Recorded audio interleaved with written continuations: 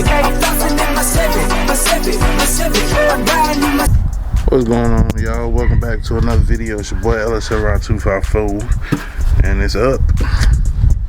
So, last video, or one of the videos, I don't release them in no certain way these days.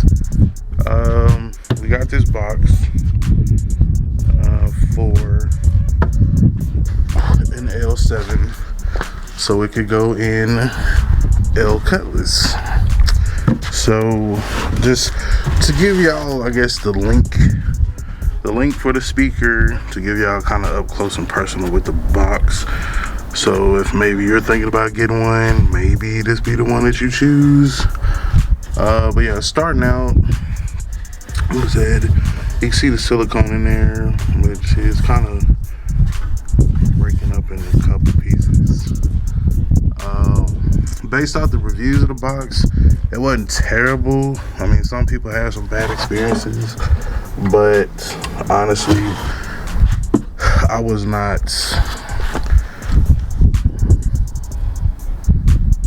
tripping because it was a cheap speaker box, less than 100. So I mean, if it does its job, then I mean, it is what it is. My biggest concern is that I may have to go back and like reinforce it with screws in some places, but only time will tell. So yeah, like I said, I mean, it's got the silicone on the insides. You got the terminal back there. On the outside where they carpeted it, doesn't look too bad, but it does. You can kind of see where they had some spots. Like they was piecing that shit together. I don't know.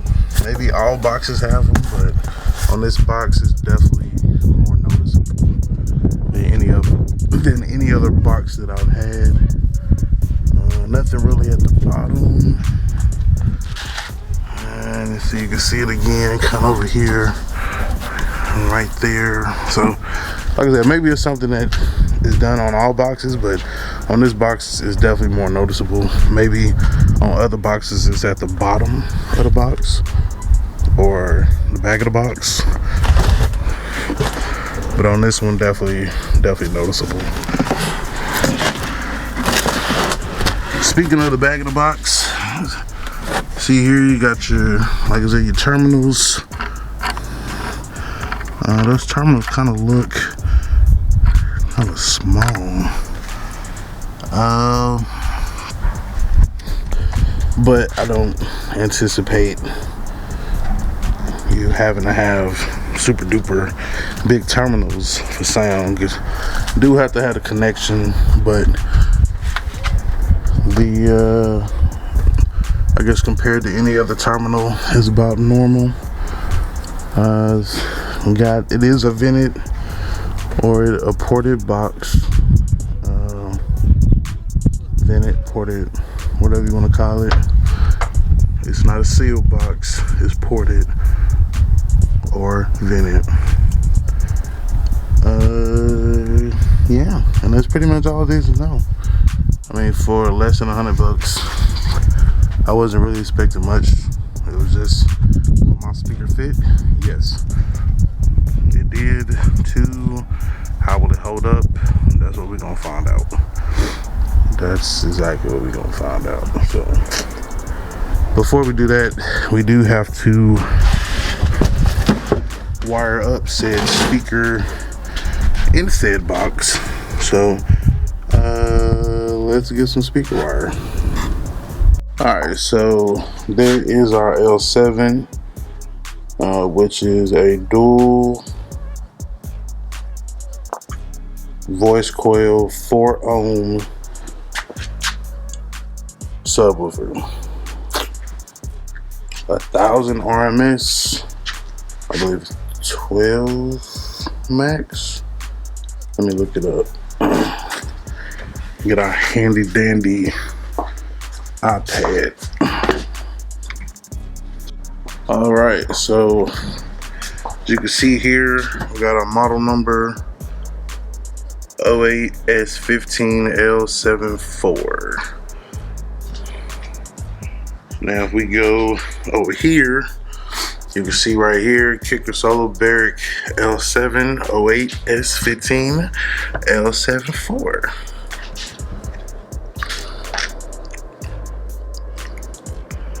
So we're just gonna look at the specs. So the peak power is 2,000 watts, as you can see there. Power range is 100 to 1,000 watts RMS. I don't know what that range is because, yeah, it says 500 watts per voice coil. So I'm going to assume that if you run both coils, you need 1,000 watts RMS. Dual 4 ohm voice coils.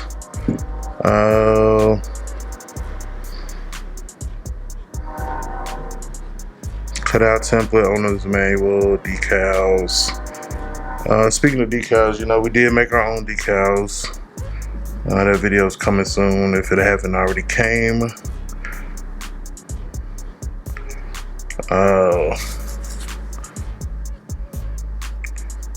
So yeah, 2,000 watts peak, 1,000 watts RMS. So yeah. Now, if you're wondering about how you should wire up said amplifier, let's look and see if it has. Let's click the owner's manual there. Have it bring it up. So this is the owner's manual, and it's going to tell us that the dual 4 ohm voice coils equal a 2 ohm load. So I guess my question is, well, I don't know if it'll be a question.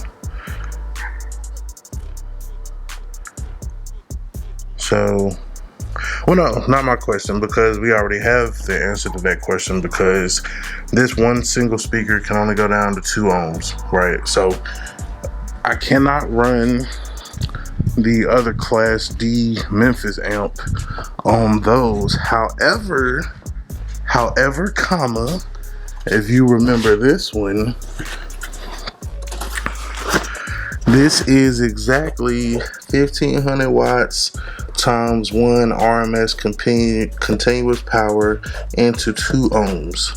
So this is our amp. This is the one that we want to run. That's our guy. This is our guy as far as for that one speaker setup. It's 1,500 watts RMS, but it only needs 1,000 for the speaker. The max of that speaker is going to be the max wattage of that speaker is 2,000 watts. So it's not going to give it the bare minimum, but it's not going to max it out either. These Rockford Fosgate amps, they're kind of known to put out more power. So let me see if I can find some about what its true power output is.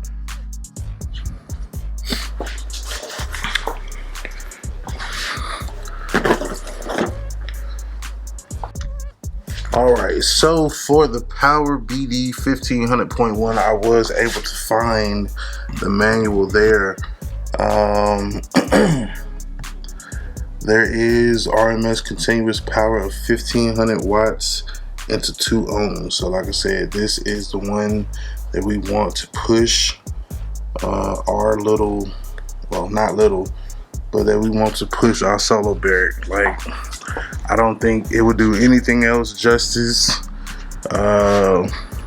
Anything else is going to be pushing. So if you have the dual 4 ohms, like my other two 4 ohm, my other two kickers, when they're both wired down to 2 ohm and then wired in together, they're gonna come out at 1 ohm.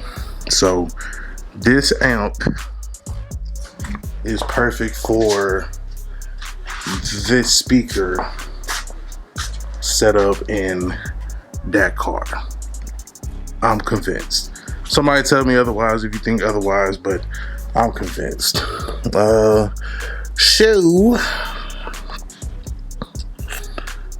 let's see here. I was trying to see if there was anything else. But yeah, that's just the manual. And I mean, it just kind of confirms what we already knew.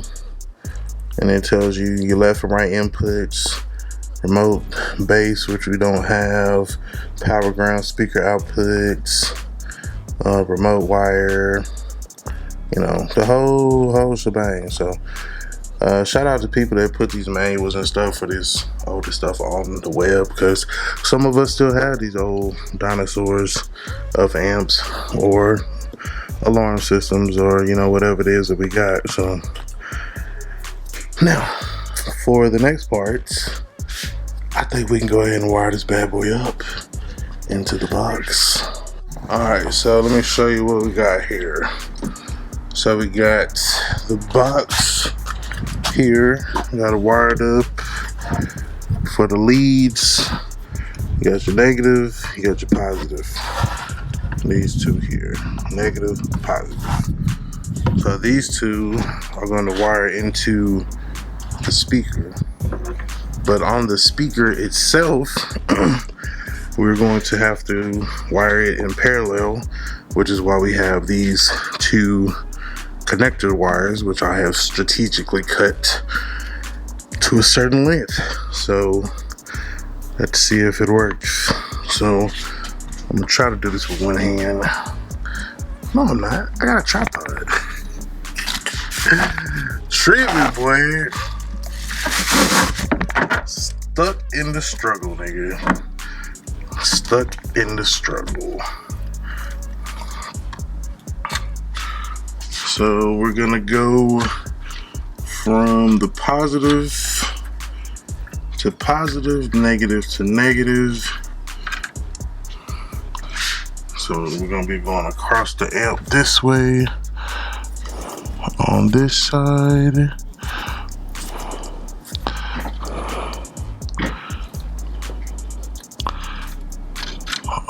Hold on.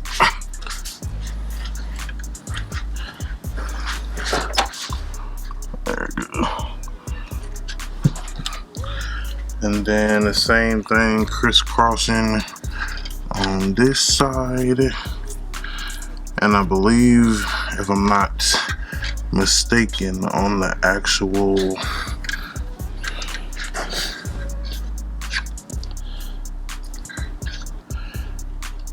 coming off of the speaker or going to the speaker, right?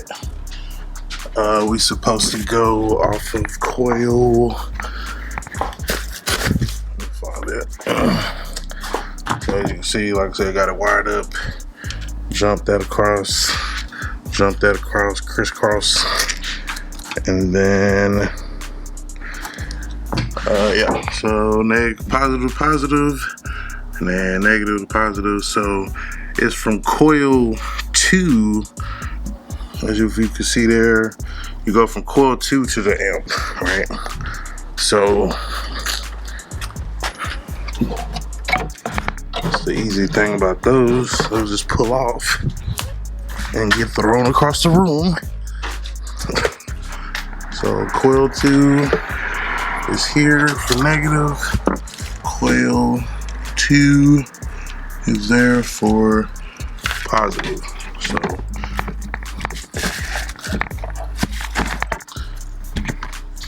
we're gonna take our speaker wire here and go with the negative, which I've always designate to be with the white writing on it.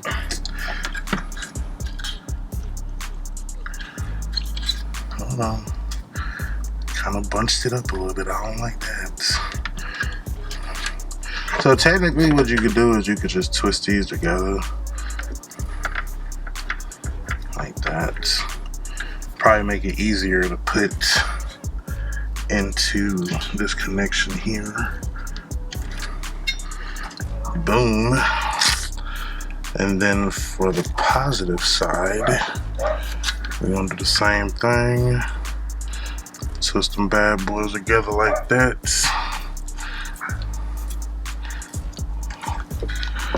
Go into the speaker terminal there. What is that with this little white shit? It's keeping me from being great. Keeping me from being great. Alright, so now the only thing we have to do is take our lead here to go black and white, or black, negative and positive, black and red, and then go into the box. So for that, I will need 2 hands. So I'll sit y'all right here.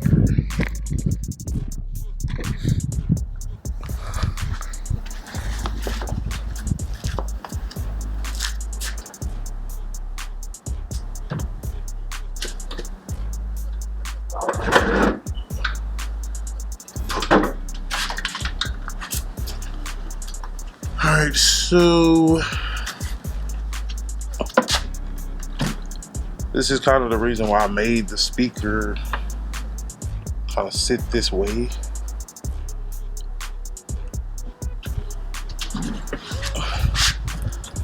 Kind of, sort of, not really. So I think in essence I was thinking it'd be easier to go from this side, but now that I'm looking at it,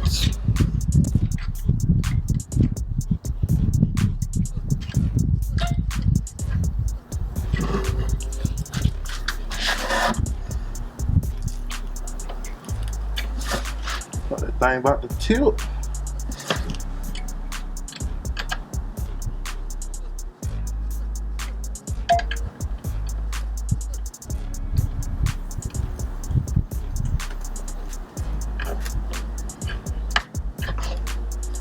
Alright, so let me show you here. Now that both of those terminals are attached there in the box, and now we just gotta make sure we orient our speaker the way that we want it to sit in there. And since that is the bottom of the box, this bottom of the box is facing towards me, that's where the L7 is gonna face.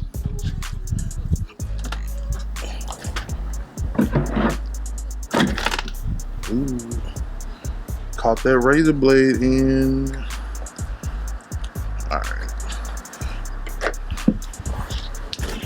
This box up under here is not appreciating all this pressure. So now, that's it. Our L7 is wired up, ready to be hooked up.